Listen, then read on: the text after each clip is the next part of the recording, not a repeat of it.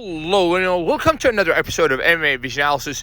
This one, we're talking UFC 314 co-main event. Paddy the Baddy Pimblett versus Michael Chandler.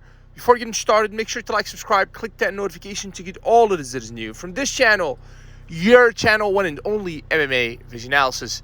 Paddy Pimblett absolutely demolished Michael Chandler, and he actually ended the fight in 3. We said on this channel that if Paddy Pimblett wants to win this fight, he has to avoid striking with Michael Chandler, and he's closer to submitting a Michael Chandler. Well, a couple things that we can take away from that fight. First and foremost, Paddy was absolutely able to stand toe-to-toe, outstriking actually Michael Chandler. As a matter of fact, he made Michael Chandler look the worst ever in the UFC. He never looked as bad. Damage that Michael Chandler sustained during that fight is... man, some of that stuff is absolutely irreversible. I mean, the guy had a huge gash on side of his cheek. He's always taken damage, Michael Chandler, that is. And I think, personally, I came to a point where I just don't want to see the guy take any further punishment. We said that for Chandler, this really represented the last opportunity for him to bounce back. Where does Chandler go from here?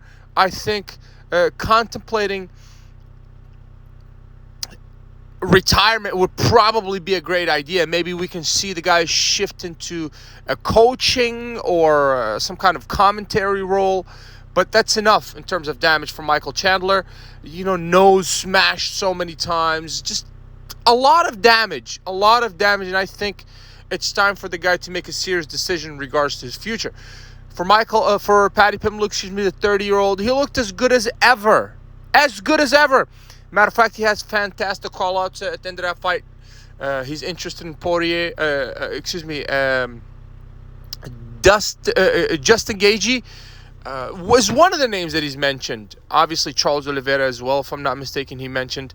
Those two names are phenomenal. I think the Justin Gaethje fight to determine the number one contender for that title would be a great matchup. Perhaps we can see this fight unfold sometime end of year 2025. If you made it this far, appreciate you for sticking around. Please let me know in the comments, like, subscribe for more.